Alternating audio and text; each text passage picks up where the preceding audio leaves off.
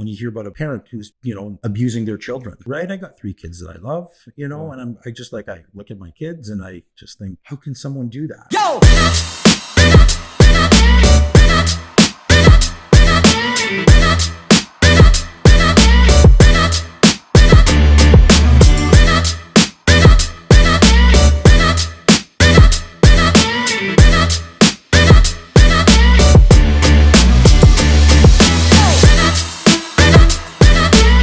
Hello everyone, welcome to another episode on the Uncapped Network. Today we are honored to have John Shamoon and Amal Muselmani. They both work at Stride Rehabilitation Services as rehabilitation support workers here in London, Ontario. John is president of the board of directors with the Brain Injury Association of London and region, and a member of several influential committees such as Helmets on Kids Committee. Amal is a distinguished graduate from the University of Western Ontario's Bachelor's of Health Sciences program. Amal's journey is driven by a profound dedication to supporting individuals with brain and spinal cord injuries, shaped by her diverse experiences across Lebanon, Nigeria, and Canada. Join us as we delve into the journey and the insights and into the impactful contributions that they both have on the healthcare profession. Thank you guys so much for coming on today. Thank you so much for having us. Thanks for having us. How's your day going? Good. No complaints at all. Nice weather. Yeah, finally, right? For sure. It's so nice out. Oh, yeah. Everyone's got an extra pep in their step, so it's a good time. Of course, especially after the eclipse yesterday, right? Yeah, For sure. Did you guys see it? Or? Yeah. I watched it in Kingsville actually with a client. Wow. Oh, wow. And it was beautiful. Yeah. It's kind of scary though, eh? When you see just like the big black ball in front of the sun, it's like, what the It was going into it. So like leading up to it, like listening to all the news and people talking about the eclipse and whatnot, in my head, I was like, I really hope there's a marginal change. Like if not, I'm going to think that this is a big overpromise and under delivery. Yeah. And I have to say, I was impressed. So, yeah. It was a marginal difference. It was pretty awesome. Yeah, part of me is like, what if this like doesn't continue to move? It just stays there and it's over. Freeze, right? But yeah, no. I guess like I want to just get into why rehabilitation support worker. I guess we could start with you, Amal. Like out of all professions, why was that the one you chose? Actually, it's very interesting. Like I don't have like a one sentence answer for this because it was a long journey before I got into Stride. And ever since I was young, my dad was like, you have to be a doctor, you should be a doctor, blah blah blah blah, and all of that. So when I got into like university, I applied to all these courses that were like prerequisites to get into like med school, and then come like second semester, I was like, this is not a thing. Like, it's not something I want to be doing full time. Like I envision myself after undergrad like doing enjoying the career that I'm in and having time to travel. So I was like, okay, that's not what we're doing. And that's where I call it the confusion hole. Like that's where it all started, because I started taking like prerequisites, like courses that were prerequisites to so many different professions. Yeah. Like I had prerequisites that would get me into like chiropractor, speech therapy, occupational therapy, physiotherapy. Yeah. And at the end of it, I was like, wow, like, what am I going to do now?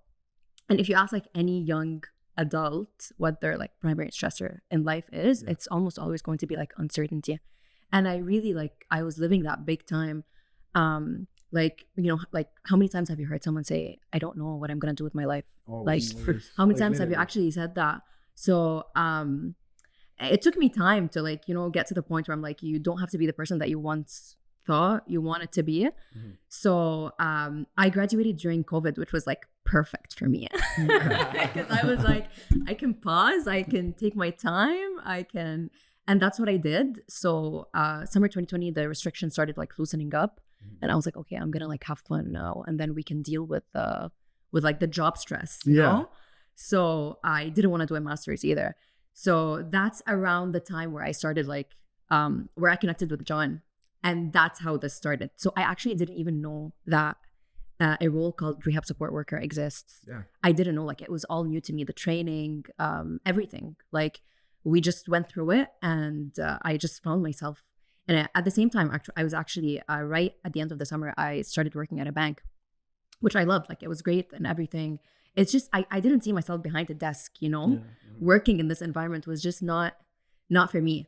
And that's how I kind of got into rehab support work, and I think it saved me from a lot of things. Kind of fell into it, and yeah. Sometimes things happen, right? Sometimes things happen. Yeah. Yeah, and like that's what I was gonna say. Like a lot of people, they have to go through all the trials and tribulations in order to figure out exactly what it is you want to do. And you find yourself in a spot now where you're like, you're happy, you enjoy what you're doing, right? Yeah. So that's amazing. And I guess what about yourself, John? Yeah, you know what? I was actually, Amal and I were talking about this before, like coming in here.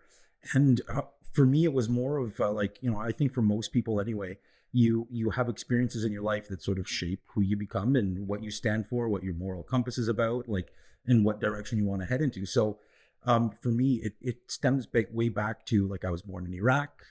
When I was born, my parents were like, okay, we need to leave here for a better life kind of thing. I mean, we're proud of our country and our heritage, but we knew that we needed to be somewhere else. Or my parents at the time decided we needed to be somewhere else to have like, to have a good life. So, fast forward a couple of young experiences in my childhood. In my culture, babysitting isn't a thing. Yeah. So my dad was working all the time. Whenever my mom went grocery shopping, my brother and my sister, we'd go with my mom. That's what you did, right? Yeah. You weren't left at home. Even it got to like when we were of age that we could stay, we just all went. That's how it is culturally. So I just remember being with my mom as a little guy. And I remember my mom like with flyers, right? Like she knew numbers and she knew, like my parents are functionally illiterate. And it's not to put them down. They're my superheroes. They're amazing. Yeah, of course. The stuff that they taught me and the experiences that they gave me. But I mean, so like my mom would have flyers and she knew if something was on sale because there'd be like a red sticker that says, Yeah. So I remember my mom would ask people, like she'd go up to people and point to something because she couldn't find it, and she'd want to get it. So you know what? There were some people who'd grab my mom by the wrist, like ever so gently, and just like as if they'll like come with me, and we'd walk around the store and the person would, give it to my mom. And there was some people who would ask her, like, is there anything else? Like in sign language that, they were just guessing. And there were other people that my mom would ask. And these are all like, these memories are scattered over my childhood, like different visits, right? And there was some people who just walked away. I was able to reflect on these experiences much later. I didn't know how profound the impact was on me till much later, because as a young man looking back at those experiences, I remember thinking, wow, like the people that helped my mom, like it made me feel good as a kid. And then the people that didn't, that's not fun. Like it's not nice. But I was also able to understand. That's when I realized, like as I was reflecting on this, as a kid, it was like, I'm happy they're helping. Oh, that's too bad they're not helping. I feel sad. But later on, when I'm thinking about it, I was like, I think the only difference between the people that helped my mom and the people that didn't was communication and understanding. I think that's all it was. I don't think that the people who didn't help my mom, I don't think they were mean or bad people. I just think they didn't have the equipment to deal with someone who couldn't speak English, who looked different, who couldn't speak English. So for me, as I moved on, high school, some other experiences, I took a peer tutoring program where I was, writing, like I was scribing for a student in class. This person had cerebral palsy, so he couldn't use his arms to write. So I'd write for him in class. It was a credit course, right? Yeah. But I just before that experience, I might have not, I might have not understood that entire world. So a few experiences, those are two of them. I have many others, but Did you have anyone specifically in your family that kind of resembled that you felt attached to doing those like activities with people? Yeah, it's a good question. There isn't anything directly. Like the only thing that I can attest to, like things that happened with my family were things like that grocery store example. Yeah, it's because in those situations, like you don't no one in my family has a visible disability, but like language barrier is a disability. Yeah, like a disability doesn't have to be someone being in a wheelchair or someone missing a limb or someone. Like a disability can be invisible. Which is actually what brain injuries are. I know we'll probably get into that a little bit later, but disabilities are simply defined as if someone doesn't have the ability to do something, how do you get them to do it if they're interested and willing? Yeah. So anyway, as I reflected on all of these things, I knew I needed to get in a helping profession. So I went to college for it's a program called Developmental Service Worker.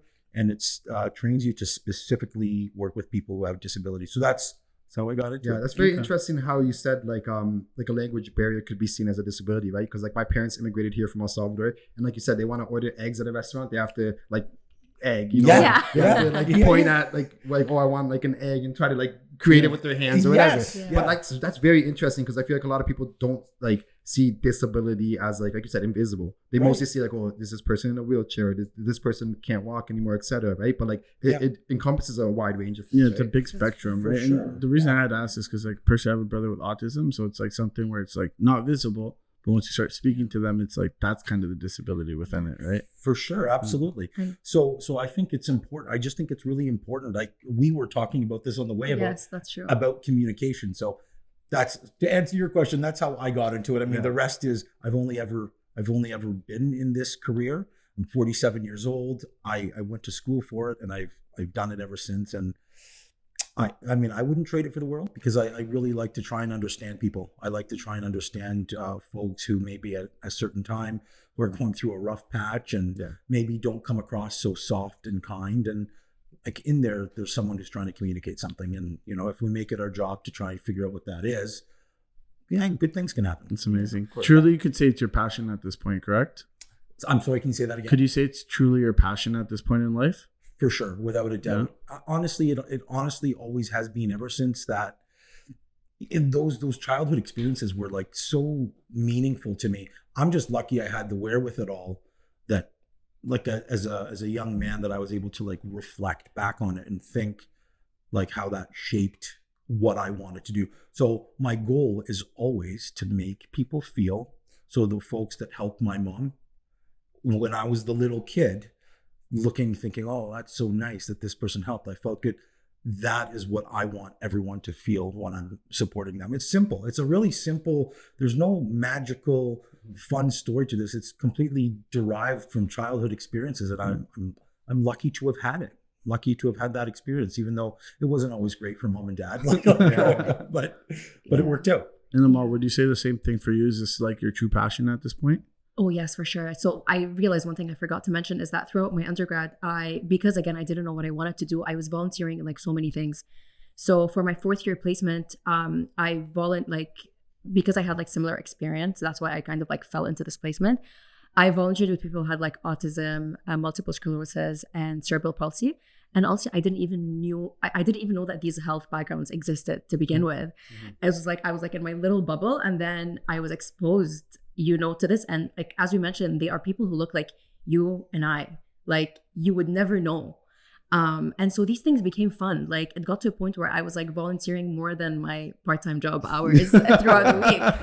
And I guess it's nice even right now, like when I get in the car and just knowing that I made my client maybe even feel 1% better than how they felt when I like at the start of the session. I just feel so good. Like knowing you made an impact in someone's day or someone's life. Like there are days where I wake up to like a message and my client is like, I remember this one message very vividly. Like, thank you so much to empower me and my family. Like, how can that's amazing? Like the warm feeling. I won the lottery. Yeah. Honestly, though, Literally, it's very special. It's very fulfilling. Yes. Yeah. It's nice. And like just the role itself, like being a rehab support worker, I find everyone loves to help. Like I genuinely believe every person loves to help other people to a certain extent. Like it's just a very nice feeling. It's personal satisfaction, and it's all about community too. Like I believe in community and how empowering it can be and the importance of it. So knowing that you have that impact on other people and just, it's a lot. It really is. Yeah. And I was looking at the website and I see that you guys do like you help a wide range of people, right? It's not just like spinal and brain injuries, but it's more than that as well, right? Like addiction and stuff like that. Like, is it like tough to work with so many different sorts of like people? Or is that normal to you guys now? Yeah, it's intimidating at first. I would say, like for me, like John has more experience than I do. Like I've only been in the industry for like 3-4 years now. It's intimidating at first. Like I remember, my first like addictions case. I was so scared. I was like, okay, so like are they gonna be high when I'm with them? Like what's the situation? Yeah, fair like? Questions, right? Yeah, But we have labels. Like I guess it's like these socially crafted like norms that we have. Like if this person does this certain thing, they are this kind of person, but that's not true. Like they're one of the kindest, sweetest people ever. Like it's intimidating at first for me at least, but also like as a 24, 25-year-old. When I first started, I was 21 years, so it was like scary walking into like these environments. But with time, with experience, you just feel happy going into, because this person's waiting for you. Yeah. They're waiting for you to come there and to help them. Like honestly, they see the light through you sometimes, and it's motivating. Like that's what keeps me going, at least. Yeah. Yeah, and I would say, so for sure, I felt the same when I first started. I mean, doing this for as long as I have now, I haven't seen it all, but I've seen snippets of many different things. I've seen enough that you can carry over your experience from certain cases into a new one that you're working with. But ultimately, again, it comes down to understanding, right? Like when I first worked with someone who was an addict, it was new and it was foreign. So I had to lay traces of memory on, okay, this person is a good person. They're not a bad person. They have a problem. They got into this because of, and now they're trying to get out of it. So it's not, once you like break it down and reflect on why people do certain things, and and if they want to get better, it's all that matters. Because sometimes people who are in this, every time people who are in those situations made a series of bad decisions, and it got to them to where they're at. Well, people make bad decisions all the time. It doesn't mean you're a bad person. You just made the wrong kind of bad decisions, and it led you to where you're at. So I think once you understand that, and then you can see through it, and you're like, oh, it's just whatever name you want to assign. It's just Ricardo. Ricardo has a problem, and he wants to get over it. So once you have that in your head, you're like, yeah, it's not that big of a deal. So the folks that we support at Stride, there are people who tend to have, males, especially between the ages of 18 and 35, they're deemed the higher risk population, just as a general rule. So the folks that we support are typically people who have been in some kind of like motor vehicle accident or motor vehicle collision. So typically we have males between the ages of 18 and 35. More risk takers. And, these are folks who are maybe in a stage in their life where they're trying certain things that they might not when they're in their 40s, So you get a whole series of things, right? If someone's, drinking, or someone's using drugs, they might have an underlying mental health condition. And then because they're a high risk taker, there could be any one of 50 different examples where they're behind a wheel, or they're a passenger and someone who's driving and they get into an accident. So a lot of the diagnoses that people have, they're sort of like they lend a hand to each other. It's not just we don't support someone who's just an addict. Okay. So right? It's not someone who's just has a mental health disorder. They typically come to us because they've been in some kind of motor vehicle collision. And then when you start supporting them, when they see different practitioners and doctors and whatnot, they might have a pre-existing condition, or they might get diagnosed with something during their treatment. So that's how we find out that someone who came to us because they were in a car accident, well, 6 months later, we find out that they've recently been diagnosed with schizophrenia. So it's not a one and done thing. Like as you get to know people, you learn more about them. Like you're taking them through that whole journey. It's like a process of like figuring out if that person kind of meets what you guys can support them with, almost in a way. For sure. And we work with, so typically when we work with folks, so like Amal's talking about when she works with a client who's an addict, there's a rehab team involved. It's not just us. So we're working with occupational therapists, physiotherapists, social workers, psychologists. We facilitate medical appointments with the client. So the client might have a psychology appointment, a family doctor appointment. So we're working, in a medical rehab team. We're one of the spokes. Okay. So we communicate largely with everyone else to collaborate and make sure that this person can get the best overall care. Do you guys have an issue with not taking that trauma or these stories home with you guys, after you're dealing with these people? Yeah, I mean, for sure. I'm not sure I would be human if I said, when I get home, I turn it off and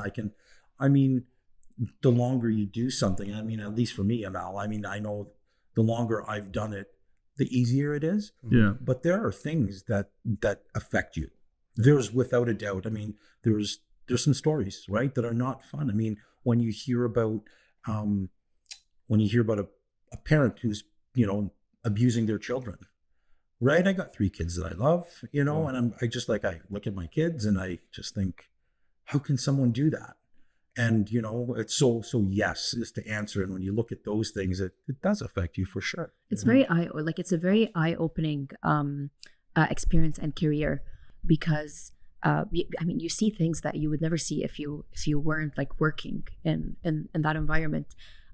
So sometimes it can be a lot, and sometimes you would go home, like personally I would go home and I would reflect on like everything that happened, and you just have to like as John mentioned, you get used to it with time, but every single client is different. Every single client is like unique in their own way, and they have their own story. And like having a brain injury can be, it's life-changing. It really is life-changing. But the career itself too was personally life-changing for me, because as much as I'm like teaching my clients, you know, how to like cope and do so many different things with like given their situation, I also learned so many things in the process too. So it's very eye-opening. Yeah. I guess we kind of talked about like the fulfilling part of the job, but what are some of like the hardest things about the job? It's very difficult, honestly, like in so many ways, at least at the beginning too. The emotional like toll that it can have on you is one thing. Like for example, for me, just like seeing a client who's on like my age and is on a wheelchair and can't go to school anymore. Their social circle just got smaller when they were someone who was like very popular, always going out. Like you think and you're like, I could be that person. Yeah. You know? And like just speaking about this right now gives me goosebumps, because it's, you know, like I can be in that person's place. I can easily put myself in their shoes. Like another thing is, like I would mention, we are rehab support workers for sure. We're working with a client. We're also working with a team. Yeah. So that professional communication, like being professional it's when I first started, like I'll share a story with you. Again, like it was intimidating. The career was intimidating because I was walking into this industry and there's people who have like 20 years times the experience that I have. So I'm walking in as like a 21-year-old, girl trying to like impress everyone and like do the best that I can. And in my personal life, like Amal, in my personal life, I'm very defensive. And like if anyone says anything that I don't like or, says anything, I say whatever I want and I do whatever I want and I continue. But I realized that I can't bring this personality into my career. I can't do that. Yeah. So the first time, like, it was like one of my first files, something happened. It was like a miscommunication between me and the professional on the team who was like in a higher hierarchy than I was, like on the team. Like they would like recommend goals and I would implement them with a client. So there was like some sort of miscommunication and this person said something about me and I choked. Mm-hmm. And I know they didn't mean any bad. Honestly, I love them and they love me now. Like we're really good. I choked because like Amal in my life, I would respond in a very different way. Rip her head off. So I choked because I was like, I really want to respond in the way that I want, but I also know that I can't. Yeah. So I called John and I cried because I'm like, I don't know. So it's very difficult. Mm-hmm. Just communication is really a skill. It's a great skill to have in a professional setting. Yeah. Like just being able to deliver the point in a very professional manner, and like not feel that, your right was taken away or like any of that. Yeah. It's something. It really is. So that was like another like difficult behind the scenes kind of thing. For me, some clients are very difficult too. So you can get someone who's like very easy and they're very like open to therapy and you're working with them. But a difficult part of the job can also be when someone's not, they're difficult, right? They get frustrated easily. They have all the right to be. I mean, nobody wants to be in that position where you're like not working, you're at home. Yeah. It's not a nice feeling. Mm-hmm. So I was sharing with John the other day about a client of mine. It took like a year before I felt like this client is now receptive to therapy. Wow. Yeah. And that can be difficult, right? Because like, I get in the car after the session, I'm like, it's a weird balance. What more can I do? Like, you can't force it too, right? Yeah. You got to respect that part of the other side as well. For sure. And you know what? Most of the time, like the journey is part of the recovery. Yeah. Right. Like for this particular person, what I take away from that is it took a year for that person to realize, okay, I'm ready for help. Yeah. So in the absence of Amal really doing what she could during those sessions for the year leading up, they're not wasted. It just meant for that person, it took that person a year to be like, yeah, I need this. So I'm going to commit now. Yeah. Whereas some people, they've committed right away. But I agree with Amal. Like, there's the one thing I'm thankful for is that, like, for doing what I do, is that, the things that I sometimes in my own head say, oh, I'm tired, I have lots of work to do, if that's my stress, if that's the stress that I have, and I say I because I don't want to generalize and say everyone in the world trivializes their own stresses, but like, because I do what I do, the stresses that I have are not stresses. They're just stresses in my own head. Because after I go and see a client for 2 hours and I leave, I'm like, wow, I see how hard they're working to do something so small that I can do with my eyes closed. Right. That's stress. And I applaud people that I see every day. They get, it might sound cliche.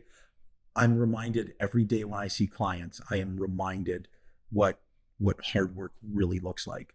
So yes, gas prices are a thing. Yes, inflation is a thing. But it's not, because all that means is I need to go back to the drawing board and figure out what I need to do so I can overcome that. I can do that. We all can, and so, but when you have someone who has a brain injury or a spinal cord injury or diagnosed with a mental health condition, that's really hard. And of course, for purpose of this conversation, I know there's people who, when gas prices go up and groceries go up, like it is a stressful thing. And I'm aware of that.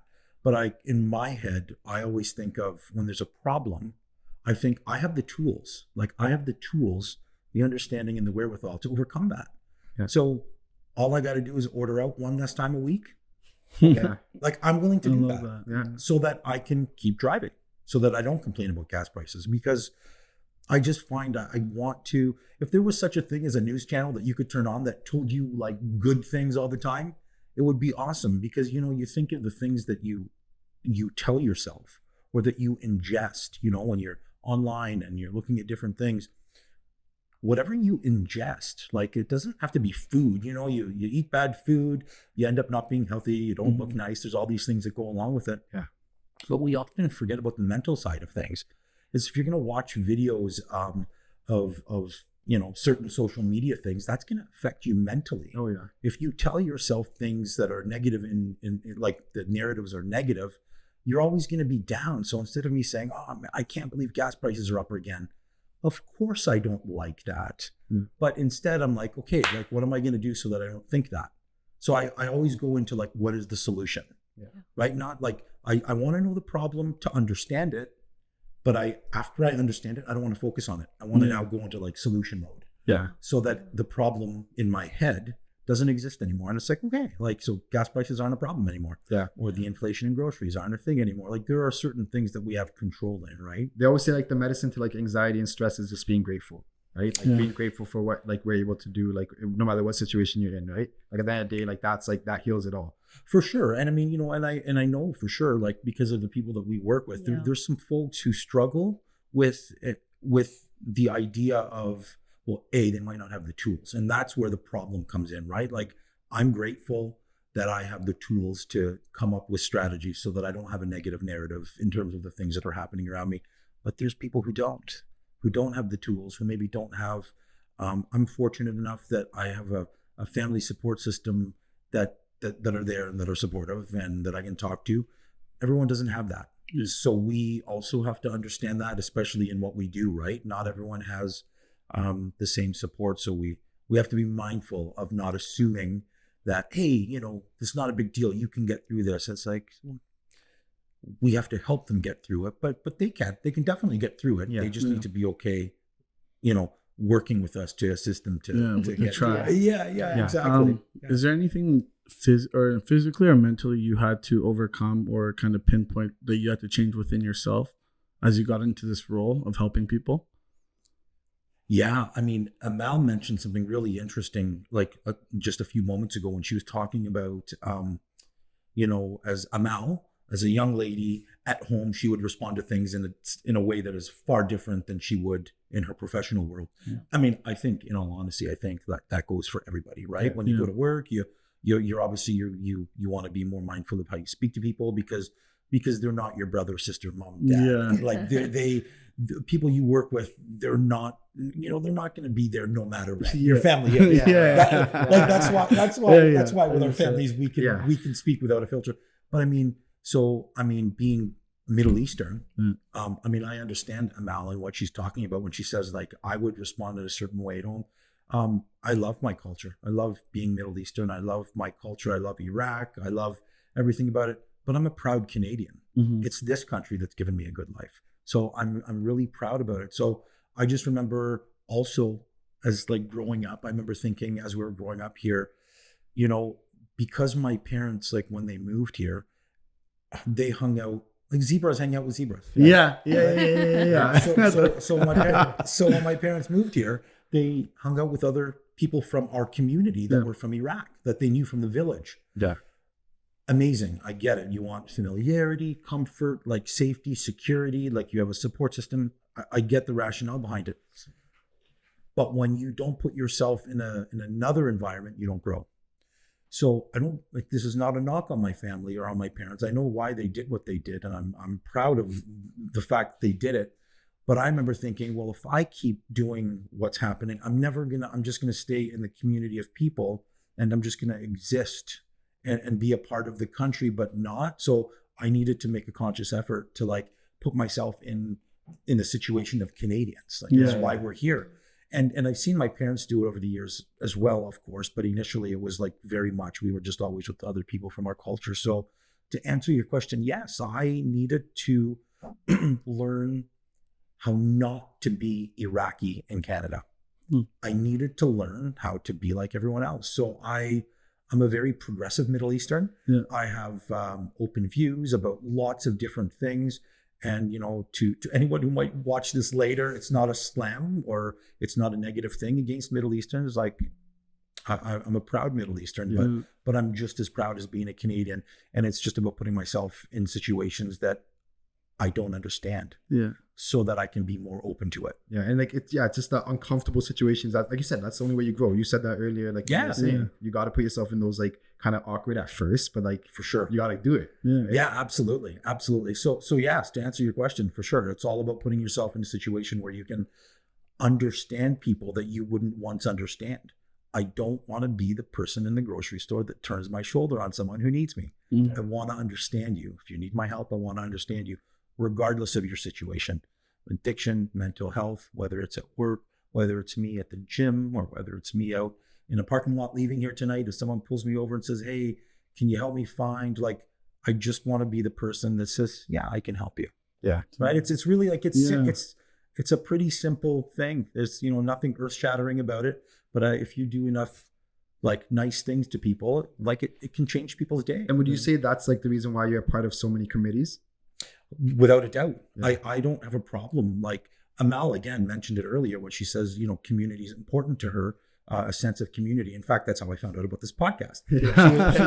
She was talking about it, and she's like, John, there's this really amazing podcast. And I was very intrigued by it. And I was like, yeah, absolutely. We need to like look into this. So I mean, here we are. And again, thank you for having us. Honestly, like I feel like I'm blushing because like this.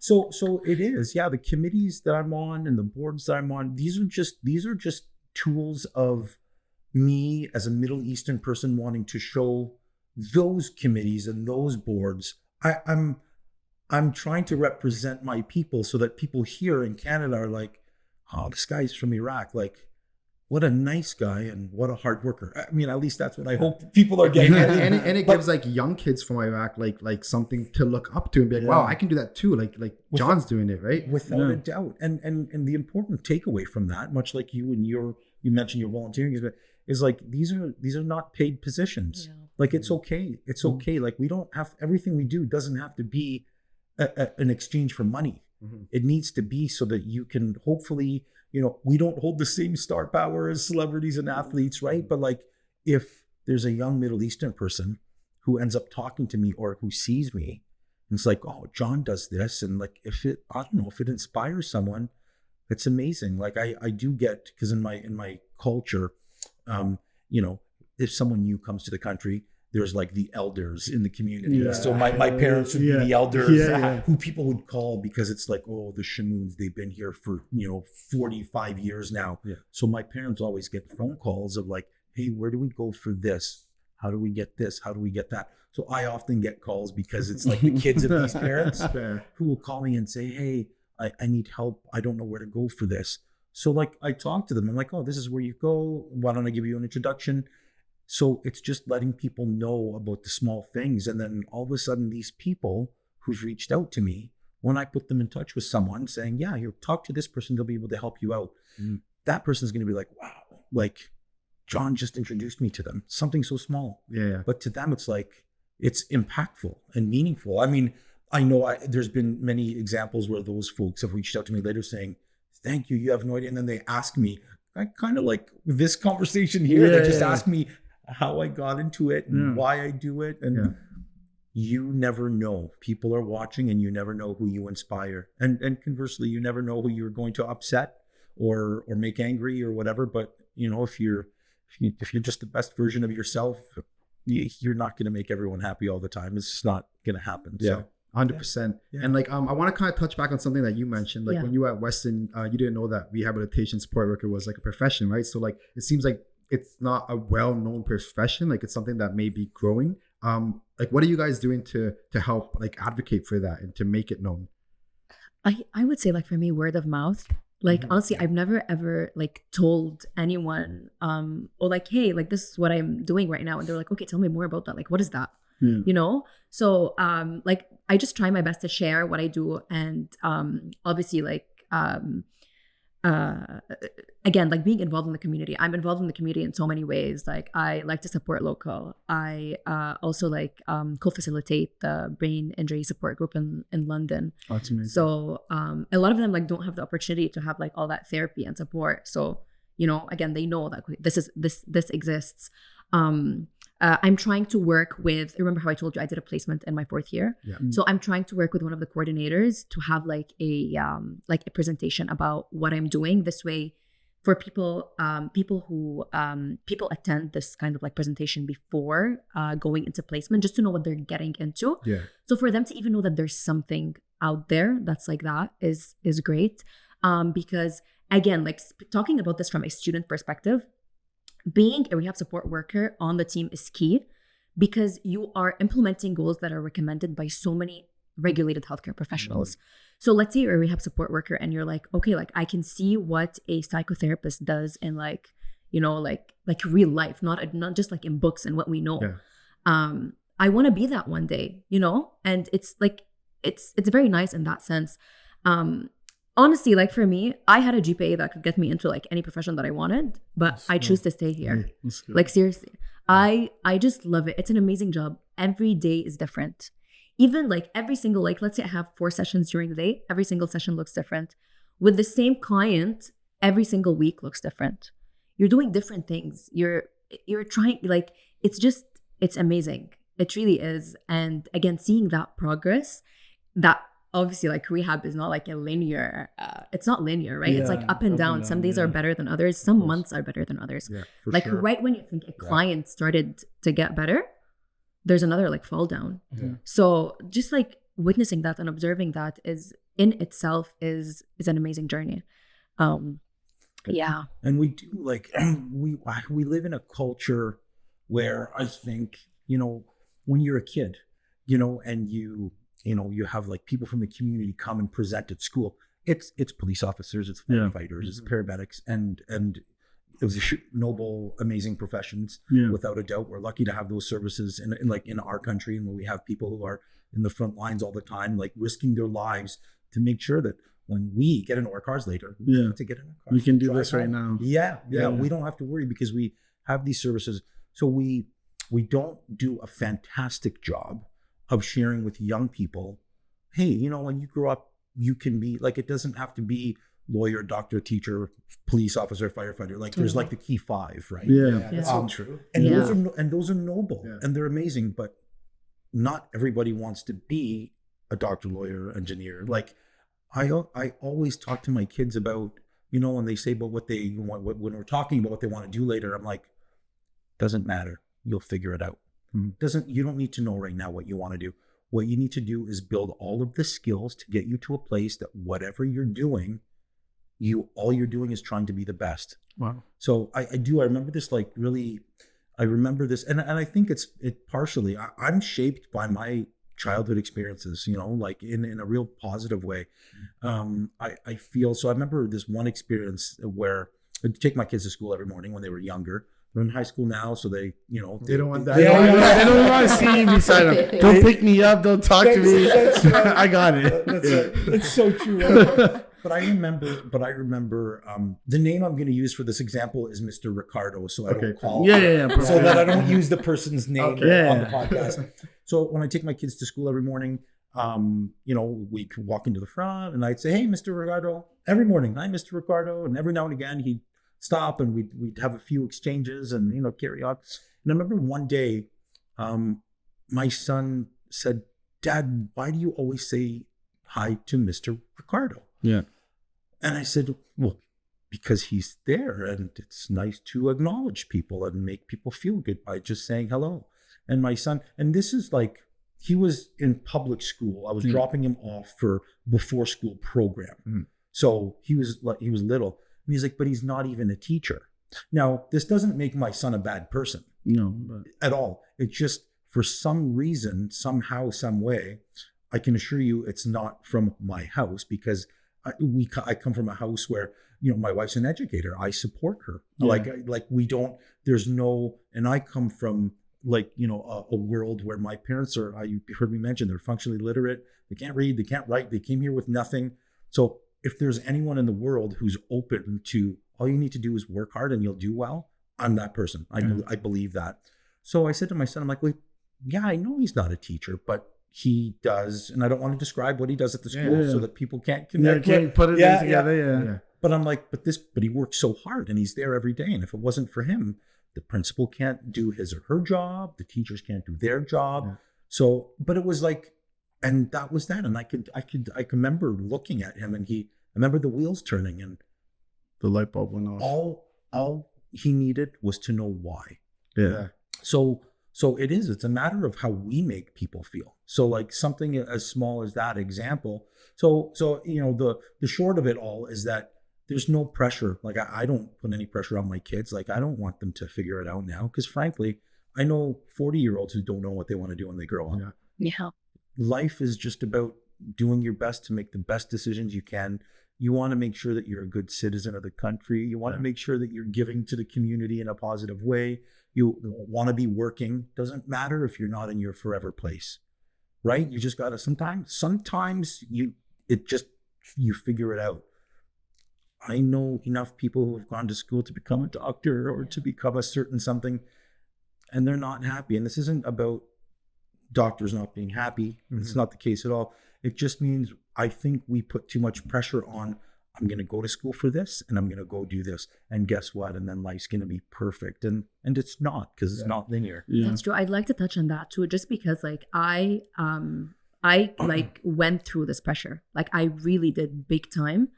And like I remember this one time I was in grade 6 and I got 96 out of 100 in my science average. Is this bad or good for you? And my dad would, like, to me it was okay. Like it was okay. Like to me, like this was grade 6, and like I remember my dad, like he was waiting like for me by the door, because he knew like this is the day where they give out the report cards. And he was like, "Why 96? Like, why not 100? Because, like science equals to doctor, like you have to be good in science." Usually kids are like 96. Yeah. That's why I asked. It's only 4%, but like, okay. Like, I remember, and I like this, I don't forget this. Like, I will never forget this. And this just went, my dad knows all my grades, even in university. Like, my transcript needs to be sent every single year. And, this helped me in some way, because it's like accountability. Yep, I need to do well, because there's this person who's like needs to see these grades. And I would totally be that parent to my children in the future, just maybe with less pressure, like not as much pressure. 95, you can get 95 and still pass. But back to what John was saying, again, like, this career as a rehab support worker, it's showing other people that you can be in a career that you enjoy where it doesn't have to be like you're an engineer or you're a doctor or you're a lawyer or like whatever all the other jobs are, and still be happy and content with what you're doing. Because at the end of the day, it's not about like, I want to be this, I want to be that. I remember in third year, I was like crying in my room and I was like, I don't want to be a doctor. I don't even want to have a partner that is a doctor. I don't want that life. Like it doesn't match who I am. It's not me. And I had to explain that to my dad over and over and over again until like he came to it. Like right now, when he sees how happy I am, he gets it. He understands. He's like, okay, like she's doing what she likes. I promised him I'm going to do a master's degree. So that's like, you know, keeping him going. But I mean, it's like give or take, you know, it's all about like you being happy.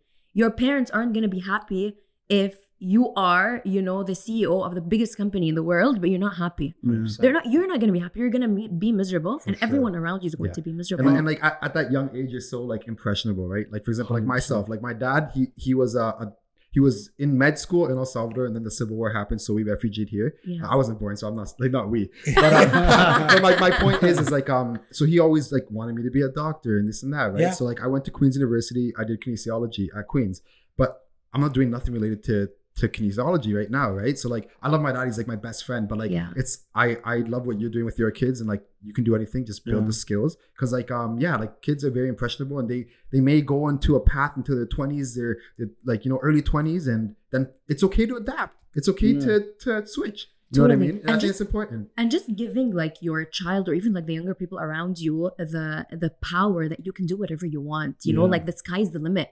You're not really like limited to these like, you know, 2 professions. You can do whatever you want. It really gives the child the ability to explore. You know, or even like the university student to explore and see what they like. Because like, you know, I was like stuck in the bubble again. Like I'm speaking based on experience. Yeah, for sure. In my head, I was like, okay, like there's like these 5, 6, 7, like I named them physio, like, you know, because after like the doctor, I had to like go like look into other things that were like in my healthcare field, because I wanted to work in healthcare. In a way, like when you told your dad, it seemed like it was a form of confidence, but you even said early on, it's communication. So when you actually got to communicate, Dad, this is my dream, or what's making me happy, everything kind of fell through. So it was a really good callback on that one. I like that. Yeah, thank you. And you know, we live in a world where you can do multiple things at once. Like it's not because like, oh, I graduated and I'm, let's say, a chiropractor, I can't do anything else with my life after that. You can always do more, and you can always be more. And that's the best thing about the world we live in today. Like we have the opportunity to do and be whatever we want to be. And that in itself is comforting.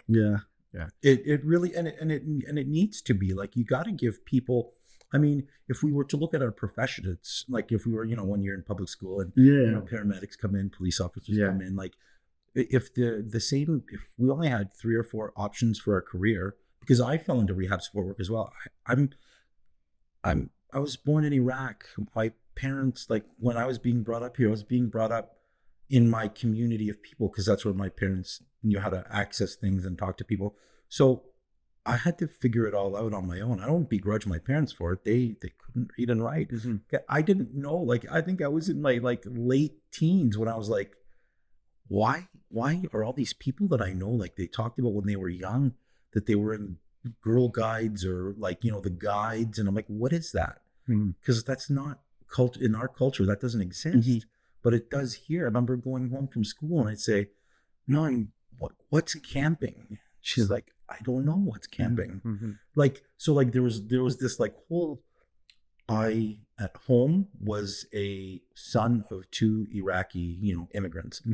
And when I walked out the front door, I was a Canadian going to school. And then when I got home, it's like I turned on like I'm back to being a Middle Eastern kid, like at home. And so like it took a long time. And I just want for all the people that I can impact in terms of in my culture, I want them to know that you don't have to just be like one of 3 or 4 things. I mean, can you imagine going to a restaurant and only having 4 options for the rest of your life? Like, I mean, I know it's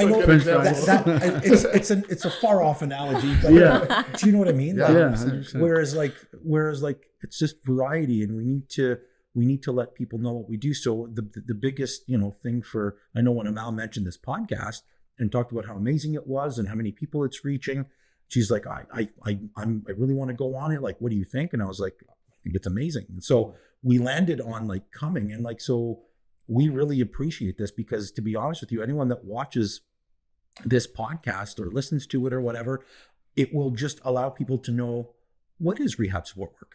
Because even I didn't know about it. When Amal and I connected, she didn't know about it. Most people don't.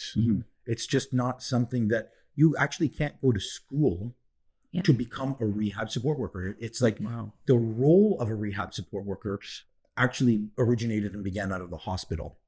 For someone like, with Amal's education or my education, to be able to support certain people. And then it slowly morphed into being in the community. And then now it's for people in this world, everyone knows what rehab support worker is, like in our world, right? Yeah. In our profession. But if you're not in our profession, it's you have no idea. Yeah. So we really appreciate it, because this podcast is one of the things. When earlier you said, how do people know about what a rehab support worker is or does? Well, this is one way. This is one way. Yes. Literally. Because there's no other way, unless people know Amal or unless people know me who talk to us, then they learn about it. But it's just like on the edges, right? It's not, so I guess, how do you become a rehab support worker? Like, for those who are curious. Well, so because it started in the hospital, so this is going back years and years ago. The rule was actually developed in the hospital. And so people would provide this treatment inside. Then what was happening is the clients that were in the hospital would be discharged. So if someone got into an accident, they'd go to the hospital. They'd be at one of the hospitals in London. I won't mention, just for purpose of they'd be at a hospital for an inpatient stay, and they would have an occupational therapist, a physiotherapist, social worker. They would have a bunch of medical rehab professionals. Well, when they're in the hospital, they're getting grade A treatment. And we're so lucky in Canada. We have all of these amazing people. So when you're in a hospital at an inpatient stay because you've just been in this, really horrible accident, when you're at the hospital, you're getting amazing care. When you get discharged and you go back home, now you go back to your wife or to your husband, or, if you're, a child, you go back home to mom and dad, or whatever the family situation is. So the client who's in the hospital gets referred to the same practitioners in the community. So when this role was developed many years ago, that's when the role was actually developed in the community. So right now, for rehab support work, really, you need to get into the social sciences, social services.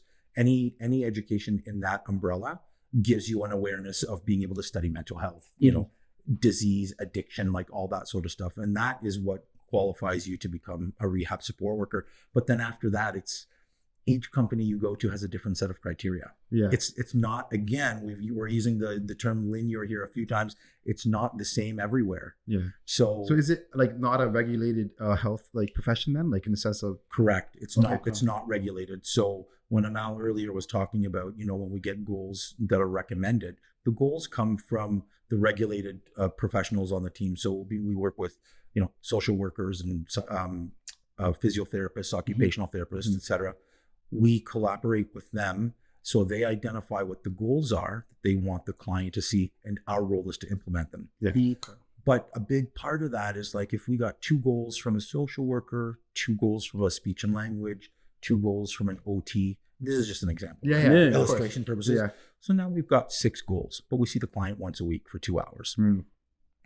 So if I come in and I'm like, Ricardo, how you doing today? And you're like, John, I'm unsteady on my feet. I've got blurred vision. So immediately I'm going to take the 2 physio goals and I'm just going to put them on a shelf for today. Doesn't mean they're not important. It just means it's not a great idea to have you do physio exercises right now, today, in that moment. Right. Okay. So it's like, you know what? Hey, listen, I totally get it. Do you want to just ease into it? You talk to the person, you kind of feel it out. And then it's like, you know what? There's some speech and language exercises.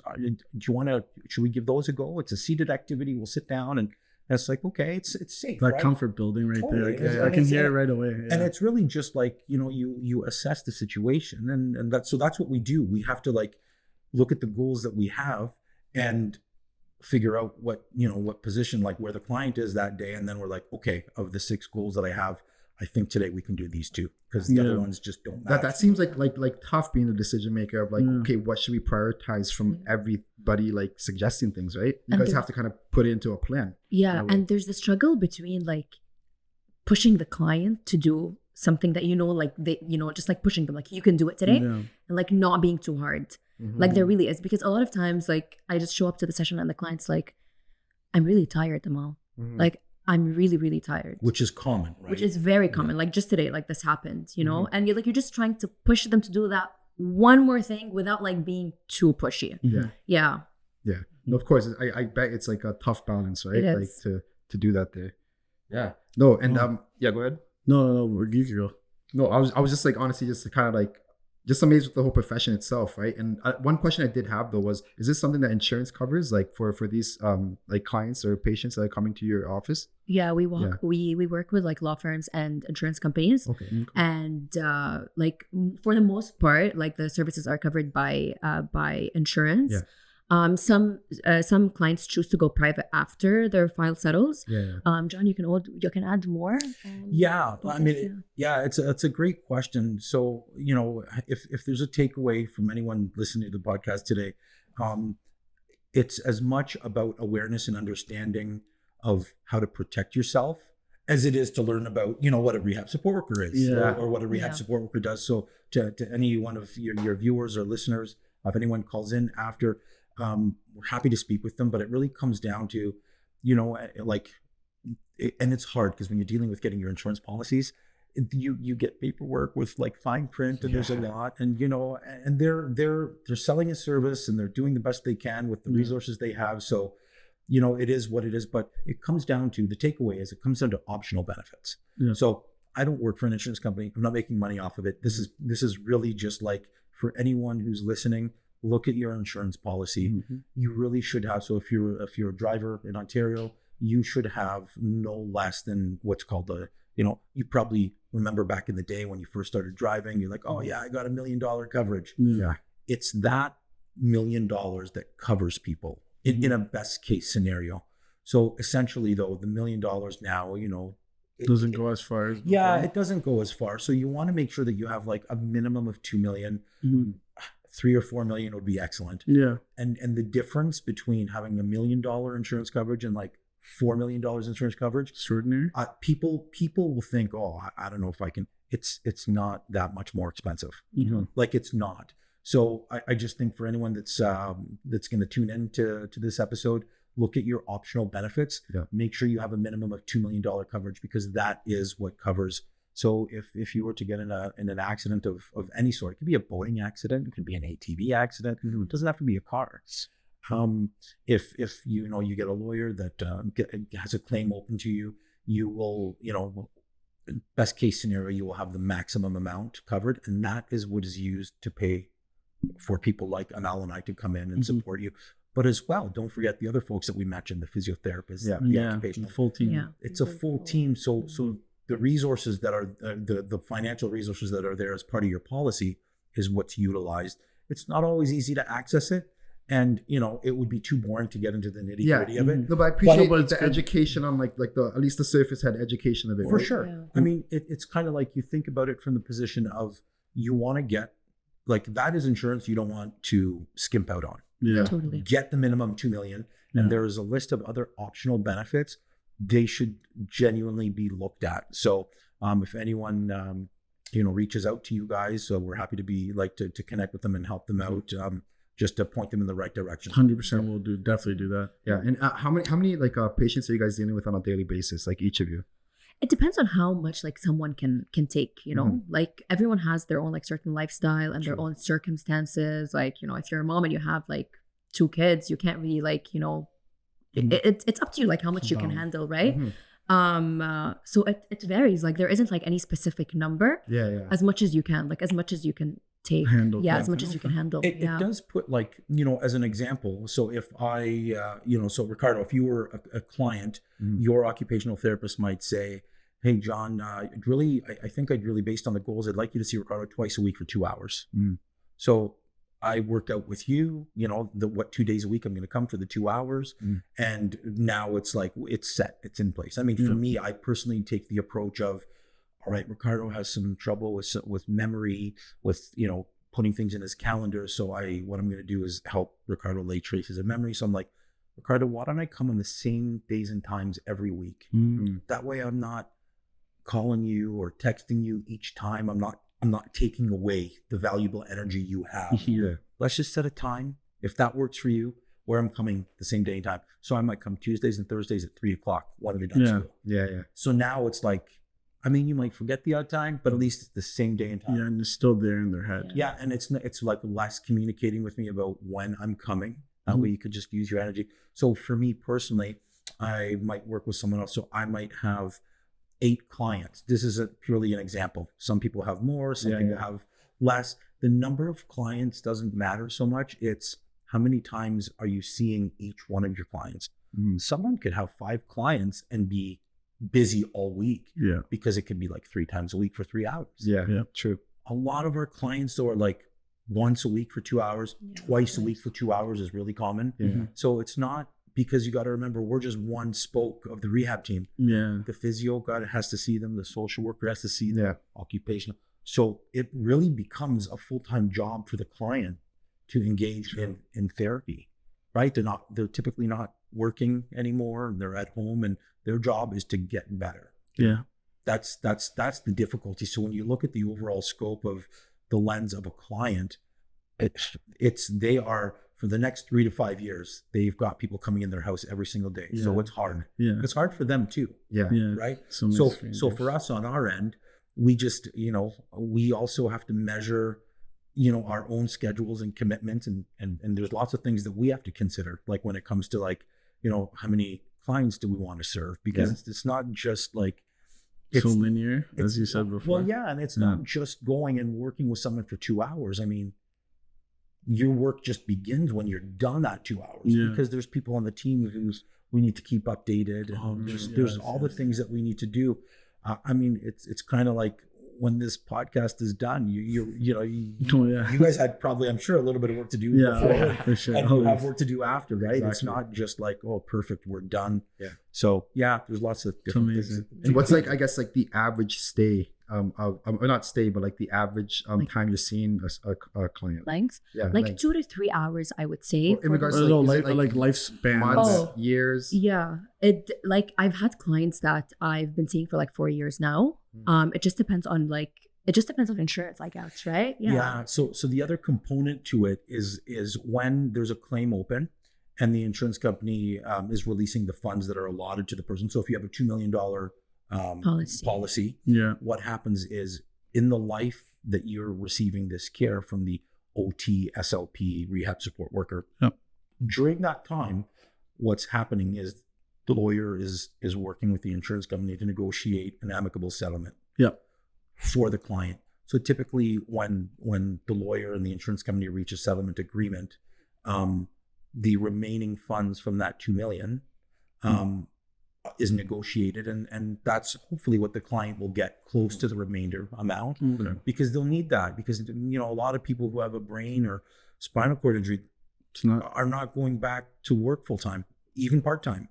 Some do, but not everyone. Like it's a different way of life after. So that money, it may seem significant at the time for the person, but it's not like it's you need it because you're now a 37-year-old male who, most of your, close circle of friends, as Amal mentioned earlier, they dissipate because life works that way. Life happens, life happens. So you have this money. It's not because of any other reason other than you now need that. You're 37 and you're not working full time, but you still have a mortgage, you still have a car payment, and you have a son, or if that's your circumstance, and a life to live at that point too, right? So that money needs to last. So at the beginning, it seems like, wow, I can do a lot with this, but you got to save it. So the average, we always, like in our heads, whenever a referral is sent to us, in our heads, we always go with the idea of 3 to 5 years. Is the standard. So you're really building these relationships. 100%. It's the best part, I think. It really is. Like the clinical relationships that you form with the clients, that's the best part. At the end of it, right? It's amazing. People end up, if you sit with someone long enough, right? Like you get to know them, you get a lens into their window, and it's hard not to leave and think, wow, this file settled. And people still reach out oftentimes after they settle to check in and say hello, and you can't not. Thank you guys for all the help. You've gotten to know these people 5 years, 3 years, twice a week for 2 hours. I mean, it's not, I would like, it's not like stocking a shelf at a grocery store. Yeah. It's a very noble position for that person who's working at a grocery store, but you're not putting a can on a shelf. I mean, these are humans that you're dealing with. This is a person that you're talking to. You get to meet their families, and they, when you go to their house, they see you as someone who's trying to help their son or daughter or their sister or brother or whoever. So they end up looking at you like, wow, you're doing this. So it gives you a different, it's very nice. So I guess this is a question for both of you. I'll start with John. You as a little kid, would that little kid be happy of the man you are today? I often, yes. Like if you're, I love that. I wanted to give you another story. I mean, yes, because it's hard for me to understand how I couldn't be. Like, it's unbelievable. It's just really nice. Listen, it's not always rosy and perfect. I mean, there's people who I've worked with over the years who haven't necessarily appreciated me, but it doesn't mean that they didn't appreciate me. They didn't appreciate what I stood for at that time in their life. But I'm able to reflect on that and know that it had nothing to do with me. Yeah. It's just that they're at a place where they're like, I thought I wanted you, but I don't want you. So, no offense. So it hasn't always been perfect, but yes, like for me to, like, I'm 47 and I'm happy. Like I've only ever done this. I often say, like, if I didn't do this, I would be in big trouble. I actually don't have too many other skills. Like that's hard to believe. This is it. This is it. What about yourself, Amal? Yes, for sure. And I'm very grateful for that. Like, ever since, for the longest time, I always tell myself, I don't care what I'm doing. Like, I really don't care what I'm doing, as long as I'm like happy, I'm healthy, I'm successful, I'm having fun with what I'm doing. I'm so thankful. This is where I'm at right now. Yeah, I'm just very thankful. Yeah, I think it's like one of my favorite questions to ask, like, I guess, because like it's like there's something special about a child. There's so much innocence there. Right. So much. Like, they're dreamers, right? So like I love to hear when people say, yes, you know what, that kid would be happy, because it's kind of like you're fulfilling that in a weird way. Yeah, it's a really great question. I really like that. Even to some of the best times is kind of watching, like, I guess the guest face when you ask them that question, because it's either everyone, I think it's really hard to understand. Are you really happy, right? Mm. But when that person gets, like, I guess, that smile on their face and the glimmer in their eye, it's like, couldn't be better. For sure. I mean, I almost launched into another story. John's stories are the best, though. I love them. I love them. But it's such a nice way of looking at, are you happy? Like, it's a really great way. And it's funny that you say that, because I often say, and I do all the time, I often think of people who I've supported who are not necessarily in great positions. So people who have made choices that are, not excellent at the time, and it's led them to a place where now they might be using drugs regularly. Yeah. They want to stop, but they can't. I always say, when that kid was in grade 3, they did not say, when I grow up, I want to do drugs every day. Yeah. No one who's a kid says that they want to grow up and have a really hard, difficult, challenging life. Yeah. It's a series of things happens, and a person is led to that. And oftentimes people don't know how to get out of it. Mm-hmm. So people who are in situations that are not, who don't live an everyday life like us, or like me, or, it doesn't make them bad. It just means they had a different life and they made these decisions. But for sure, when they were kids, they didn't say, when I grow up, I want to be in this really bad place. Yeah. No one does that. Yeah. No one does that. Yeah. So, that's kind of why I asked that. Yeah. And a lot of, like, people say, you owe nothing to your younger self. And, like, I understand why some people would say this, but you do. Mm-hmm. You do. You want to make the little you proud. Yeah. You really want. Like, when you ask this question, I just, like, imagined, like, little me actually looking at. You do. Like, definitely, as a younger adult, you hold yourself accountable for all the decisions and the actions that you make. But you want to make that person proud. Yeah, of course. And like, I guess last question. We're almost like running out of time there. What do you guys like to do on your like, aside from work? Like, what are some passions and, like, hobbies you guys like to do? Go ahead, Amal. I personally love to travel. Like it's very high. I was gonna say, Yeah, like when you message our like podcast page, I didn't even think you were in London, Ontario. Yeah, like all your pictures look like they're from all over the world. I'm like, is she sure? Like it's not London, England. You know what I mean? Yeah. As much as I honestly like, I love to travel. I love to experience new culture, just because I am a cultured person. Yeah. As much as I love to do that, I really, really, really, a lot of people will like not agree with me, but I really love that I'm a London, Ontario. Like I live here, you know?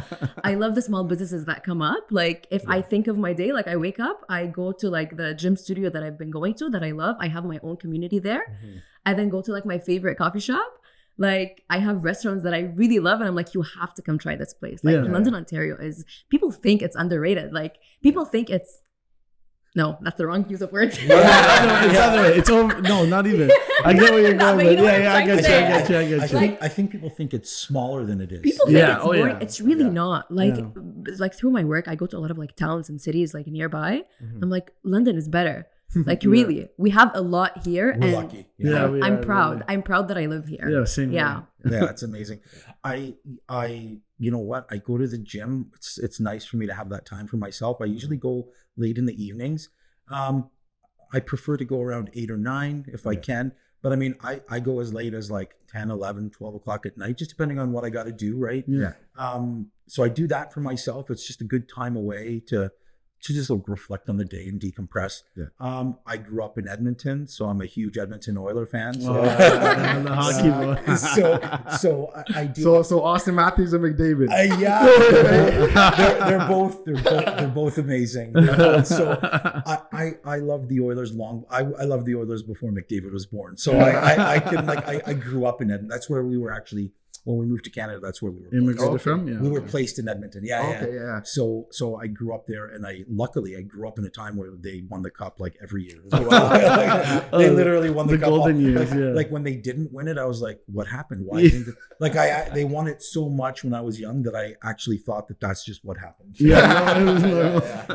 So I'm a huge Oiler fan, which is nice because it just gives me something outside of what I do for work.